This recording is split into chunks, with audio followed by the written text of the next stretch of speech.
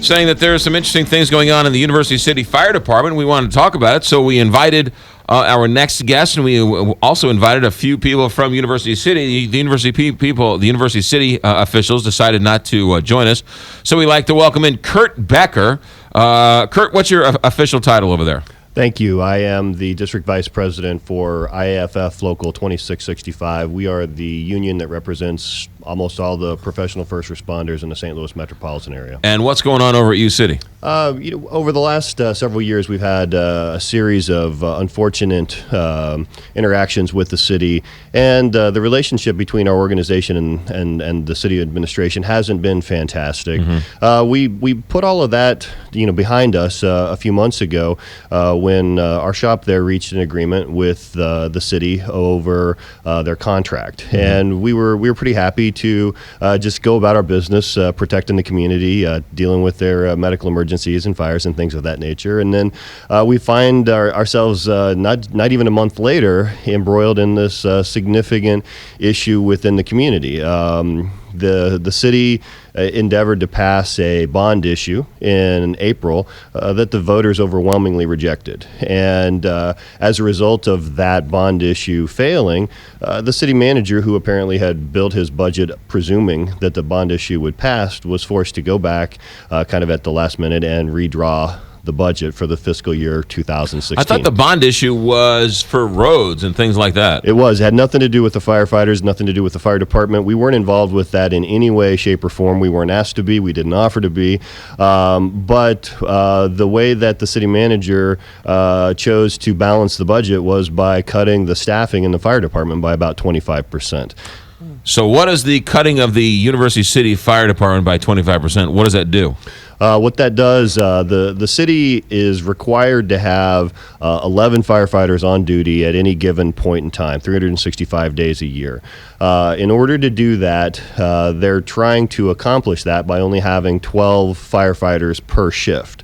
The fire chief back in February implemented a policy that called for there to be 15 firefighters per shift, and that policy was implemented into the contract that was signed in April.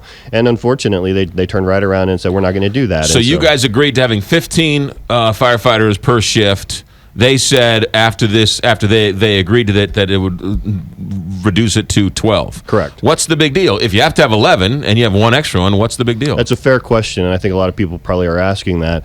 What we, in the industry, recognize is that our employees work about 2,900 hours per year, about 900 hours a year more than the average civilian worker. There are provisions within federal labor laws that allow employers to require fire employees to take a certain number of days off so that they don't have to pay them overtime for working those extra hours. University City is one of those agencies. So on top of their vacation time, on top of injuries related to duty, related mm-hmm. Issues or illnesses or just things of that nature, in University City, we've got about 5 days to 6 days per employee that we've got to figure out how to manage with our books. And so when you look at injuries, and we just had a fatal house fire up in University City over the weekend, right. and one of our employees there was hurt pretty badly. He's got a pretty significant shoulder injury. Our guys don't do light duty because you can't be 50% and be on a fire truck. And so when our guys get hurt on the job, and they get hurt pretty frequently, the length of those absences is sometimes significant, 3, 4, 6 months. And so when you subtract those regular occurrences of prolonged injuries, mm-hmm. you include into that the earned leave that these guys are allowed to take, the required days off that the city makes them take. There's no way that you can meet that minimum staffing of 11 without an extraordinary use of overtime.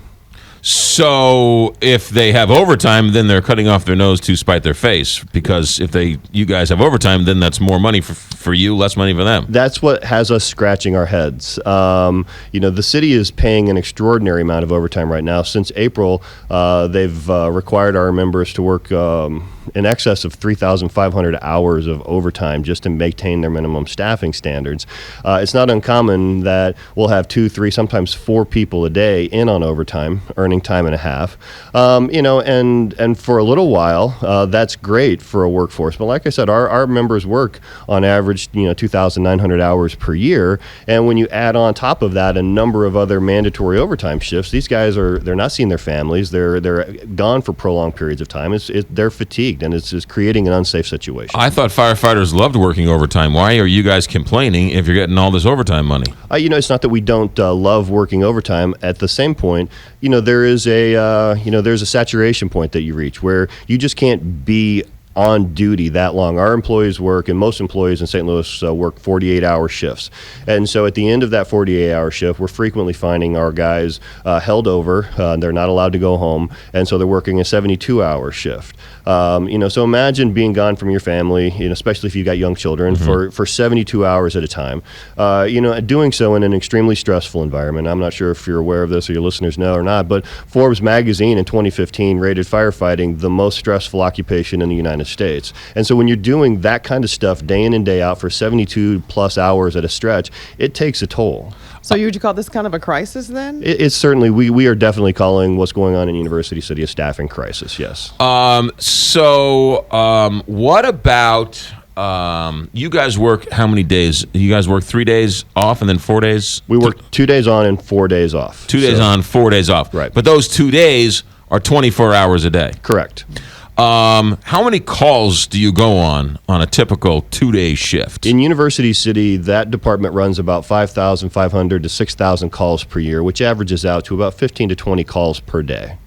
Okay. Not all of those are fires, though. No. University City, like most agencies in America, have a disproportionate mix of emergency responses, where the majority of them are emergency medical responses. So every employee in the University City Fire Department is a paramedic and a firefighter. And so presently, University City provides 2 ALS transport ambulances and 2 fire trucks, and then 1 battalion chief, a chief officer. And that's what their on-duty complement is per day.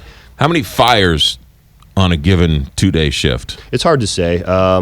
Some rotations will go without any. Some weeks at a time we'll go without any, and then we'll have 2 or 3 back to back. It's really cyclical. It's impossible to predict those kinds of things. Yeah. I would say on average, our agencies are running about 1 to 2 working fires per month, and so that's something that we encounter a lot is questions about that kind of work. And Right. the reality is that in today's fire service, our members are more than firefighters. We are universal crisis mitigators. Most of our employees are paramedics.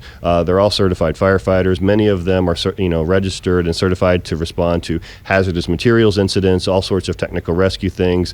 We're literally the last line of defense. University City is an older neighborhood with older homes. I live in St. Charles in a newer community. They say that in the older communities, there are more fires than there are in the newer communities. Is that an accurate statement? It is accurate. It's got to do with the way buildings were constructed, 50, 100, 150 Fire codes and exactly. all that type of stuff. Right.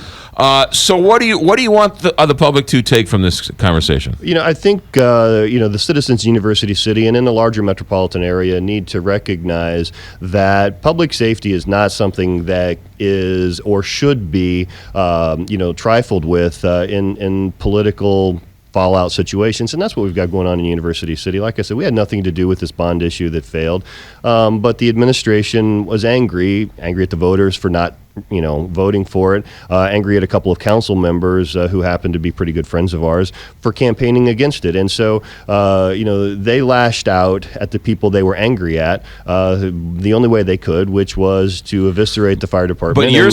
But you're saying that they're actually costing themselves more money by reducing these firefighters. Significantly more. Yeah.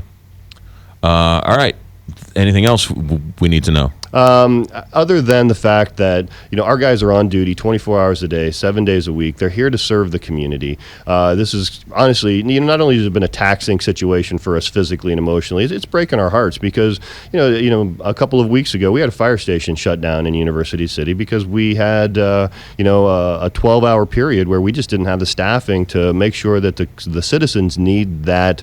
The citizens that need that equipment had access to it. So we had units from Clayton and units from Richmond Heights coming in with a prolonged ETA to deal with these genuine medical emergencies, and that's what really frustrates us. Does University City have to then pay back Clayton when that happens? Well, that is the agreement between the communities is predicated on the mutual aid being reciprocal. Unfortunately, because University City's cut so far to the bone, they're really unable to reciprocate those kinds of mutual aid agreements. Kurt Becker is with Local 2665 talking about the University City Fire Department issues and budget. I should also say that we did invite university officials on to talk about this, but they politely declined our invitation.